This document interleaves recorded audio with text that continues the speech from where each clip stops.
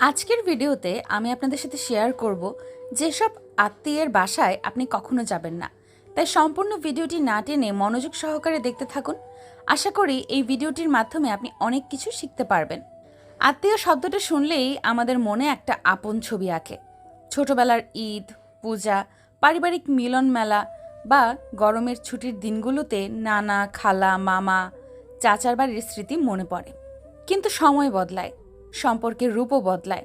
অনেক আত্মীয় যাদের আমরা একসময় আমরা বলতাম, তাদের আচরণ আজ আমাদের নিজেদের কাছেই অপরিচিত লাগে। জীবনের পথে চলতে চলতে আমরা শিখি সব আত্মীয় আপন নয় এবং সবাইকে নিজের জীবনের ঘনিষ্ঠভাবে রাখা উচিত নয়। কিছু সম্পর্ক থেকে দূরে থাকলেই ভালো। নিচে এমন কিছু আত্মীয়ের কথা তুলে ধরা হলো যাদের বাড়িতে কখনো না যাওয়ায় আপনার আত্মসম্মান, মানসিক শান্তি ও পারিবারিক সুস্থতার জন্য ভালো। নাম্বার ১, যারা আপনাকে তুচ্ছ করে দেখে। কিছু আত্মীয় থাকে যারা সরাসরি কিছু বলে না, কিন্তু আপনার জীবনের প্রতিটি সিদ্ধান্ত নিয়ে খোঁচা দিতে ভালোবাসে। আপনি কি পড়েছেন, কোথায় চাকরি করেন, কত টাকা ইনকাম করেন, সব কিছুতে তাদের যেন মাপকাঠি।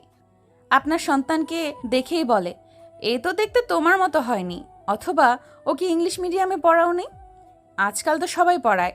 এমন আত্মীয়দের বাসায় গেলে আপনি স্নেহ বা সম্মান না পেয়ে শুধু তুলনা আর অপমান কুড়াবেন। বারবার ছোট হতে হতে একদিন আপনি নিজেই নিজেকে নিয়ে সন্দেহ করবেন। তাই এমন আত্মীয়দের কাছ থেকে দূরে থাকাই ভালো। নাম্বার ২, যারা মুখে মিষ্টি কথা বলে কিন্তু মনের মধ্যে বিষ। এ ধরনের আত্মীয়রা সামনাসামনি আপনার সাথে খুব ভালো ব্যবহার করবে, হাসি মুখে চা নাস্তা দেবে, আপনার ছেলেমেয়ের মাথায় হাত বুলিয়ে দিয়ে বলবে, বাহ কত বড় হয়েছে। কিন্তু আপনি চলে যাওয়ার পর পাশের ঘরে গিয়ে বলবে, ওরা আসলে খুব চালাক, শুধু নিজেদের স্বার্থ দেখে। এছাড়া আপনার ব্যক্তিগত কথাগুলো ছড়িয়ে দেবে অন্য আত্মীয়দের কাছে। এই মুখোশধারী আত্মীয়রা সম্পর্ককে ভালোবাসার জায়গা থেকে নয়, গসিপ আর প্রভাব খাটানোর অস্ত্র হিসেবে ব্যবহার করে। আপনি যতই খোলামেলা হন, তারা ততই আপনার দুর্বলতা খুঁজে নেবে। এদের বাসা এড়িয়ে যাওয়া মানেই নিজের শান্তি রক্ষা করা। নাম্বার ৩, যারা কেবল প্রয়োজনে আপন। কি খবর, অনেক দিন কোনো দেখা নেই। এই লাইনটা তখনই শুনবেন যখন তাদের টাকার দরকার বা কোনো কাজে সাহায্য লাগবে। এই আত্মীয়রা আপনাকে খোঁজ নেয় না, কিন্তু যখনই কোনো সরকারি কাজ, মেডিকেল অ্যাডমিশন কিংবা চাকরির রেফারেন্স লাগে, তখন আপনি ঘনিষ্ঠ আত্মীয় হয়ে যান। আপনি যদি কখনো না বলতে চান, তাহলে আপনি হঠাৎ করে অভিমানী, অহংকারী হয়ে যাবেন।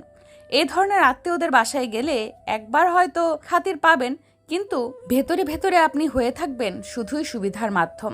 নাম্বার ৪, যারা আপনার স্ত্রী, স্বামী বা সন্তানকে অপমান করে।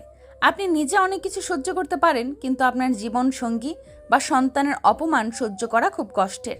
কিছু আত্মীয় আছে যারা কথার মাঝে স্ত্রীকে বেশি আধুনিক বা চুপচাপ বউ বলে কটাক্ষ করে। কেউ কেউ সন্তানের পড়াশোনা, চলাচল কিংবা পোশাক নিয়ে মন্তব্য করে।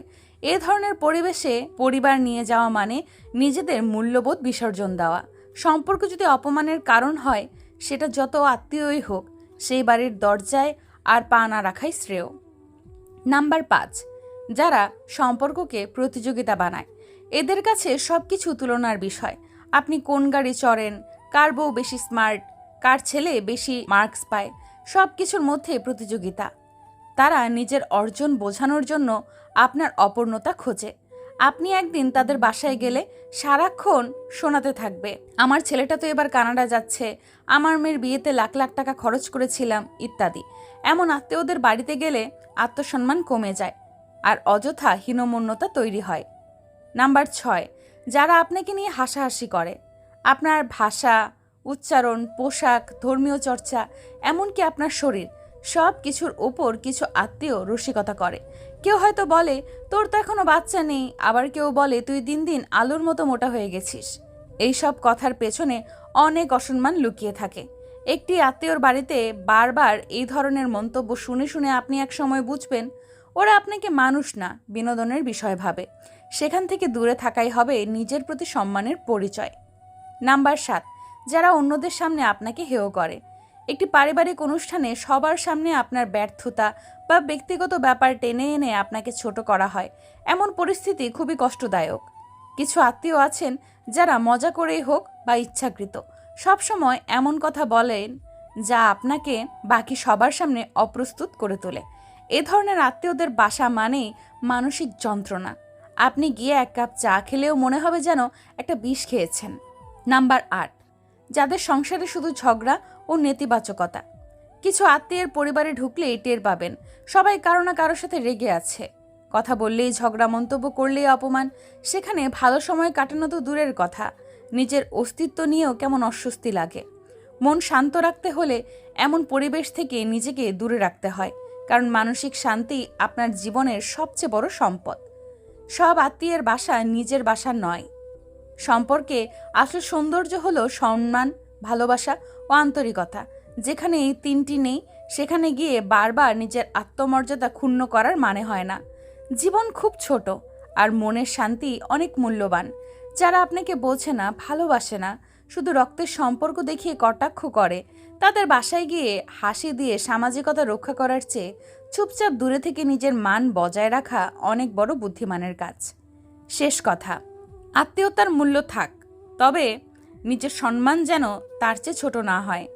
যেখানে আপনাকে ছোট করে দেখা হয় সেখানে এক কাপ চা খাওয়ার চেয়ে নিজের ঘরে নিজের মানুষের পাশে বসে নীরব চা খাওয়া অনেক শান্তির।